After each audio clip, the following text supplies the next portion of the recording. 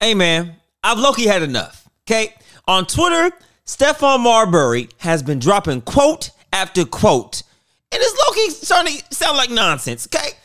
Before I get into this quote and read it, I want to go ahead and give Stephon Marbury, you feel me, his flowers. He was a dog back in the day. I grew up watching him as well. He was in LeBron's era, you know what I'm saying? Phenomenal basketball player, you know what I mean? Special talent. One of one. You know what I'm saying? Them Starburys were $15 at the swap meet. $15 at the swap meet. You feel what I'm saying? Couldn't beat that pricing. Anyways, Stephon Marbury says LeBron James needs to surpass Kobe Bryant before being included in the same conversation as Michael Jordan. People want to rank Jordan. Jordan shouldn't even be ranked. It should be Kobe, then LeBron. And then you can pick guys after that. There's just no comparison, man. It's not the same. It's just different worlds, different mentalities. I don't know why Jordan's name is mentioned in the same conversation sometimes. But that's the beautiful thing about subjective arguments and opinions. Nothing you say can be counted as fact in any sports debate when it comes to who is the greatest, because everybody's favorite player isn't everybody's favorite player. Say it again, or actually just listen to what I just said again. Okay. Moving forward, it just kept getting more hatred and hatred. I just created a word there. It just had a taste of haterade. You know what I'm saying? All flavors. It got worse. Shouldn't even be mentioned in the same breath as MJ. Stephon Marbury on LeBron James. I disagree. You know what I'm saying? I think LeBron is personally my GOAT. I'm not here to sit here and freaking debate. I'm here to address one thing, because this is getting out of hand. Stephon Marbury is a basketball, not an NBA, but a basketball legend, whether you like it or not, okay? So sometimes, just because someone is a basketball legend doesn't mean what they say is law. I've seen some basketball savants, legends, Hall of Famers say some outrageous, egregious things, okay? But that's the beautiful thing about opinions. You know what I mean? Everybody has one. It's like an asshole. You know what I'm saying? And sometimes they stink. Moving forward to the next quote, he said, I get LeBron is king to many, but let me say this. When you give him what he doesn't deserve, you basically say that because of what he's done, he should receive such a high honor on the biggest stage. No, he didn't earn it this time. Stephon Marbury on LeBron winning Olympic MVP. I've had this debate already.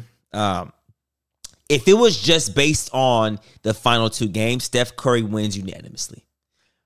But the fact that the Olympic MVP is based on the longevity of the 6 Olympic games, not just the 2, in which Steph Curry played freaking out of his mind, phenomenal. 17 threes in the last 2 games. Are you shitting me? Insane. At a 63% clip. Lord have mercy. But LeBron was literally the most reliant. Is that the one more?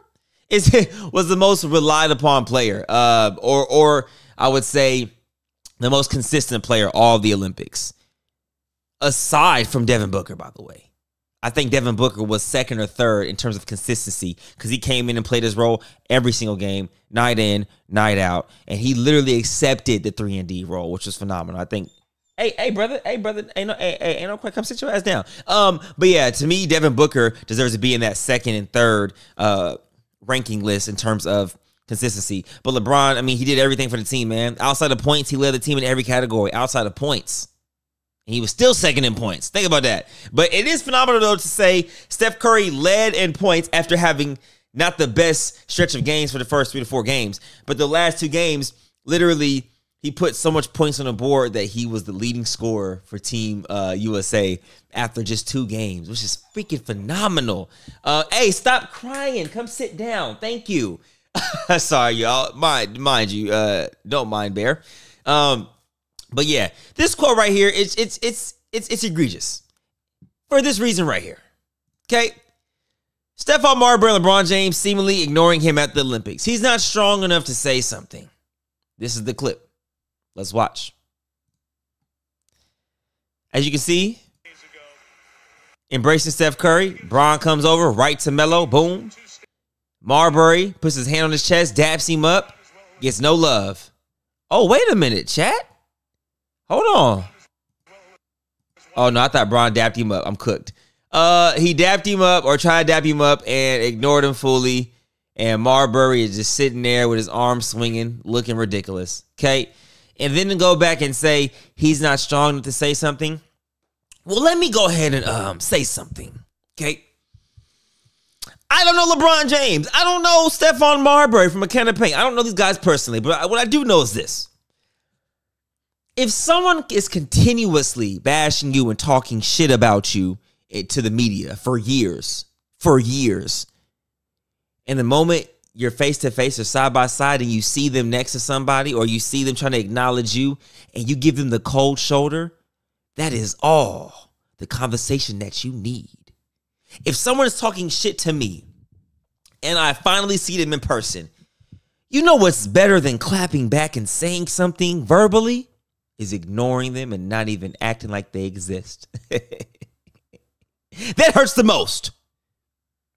As you can see right here, he's not strong enough to say something. I just don't think he'd give a rat's behind to say something to someone who has been blasphemous and blasting him in the media in a negative light. Just like Skip Bayless. If LeBron saw Skip Bayless in person, I think he would have had the same. First of all, let me open this damn door. Give me 2 seconds. Hold that thought. If LeBron saw Skip Bayless in person, I think he would have had the same response. I think he wouldn't have said nothing to Skip. But I bet you Skip would have tried to acknowledge him. I'm telling you, a lot of these guys that talk trash in the media, when they see their favorite superstars become fanboys. Prime example was Stephon Marbury. We just saw Stephon Marbury trying to dap him up and got mad when he got ignored, saying he's not strong enough to say something. What are we talking about right now, man? Someone got look. How I was raised is this. You can't let people get away with bullshit because they'll get away with bullshit. Somebody has to call them on a bullshit. Respectfully. Like I said, this is not to disrespect Stephon Marbury. I'm just addressing what I'm seeing in the media, and it's ridiculous, bruh. At this point, like you're talking day by day about LeBron this, LeBron that, LeBron that. Now, I know I'm not helping. I know the media is not helping because we're actually giving him the attention that he's getting. Like we're giving him attention that he wants. And I'm honestly not mad at Stephon for that. The more you allow him to talk about the situation and get the attention from it, the more he'll talk about it because he'll still be in headlines talking about it, still be in headlines, you know what I'm saying? Now he can promote his own brand and things of that nature. So whether you like it or not, sometimes bad publicity is good publicity, you know what I'm saying, for some people. And for Stephon Marbury, he's taking full advantage of that. And I necessarily can't knock the hustle, my brother, but damn, it's a little bit of glaze. Okay, moving forward.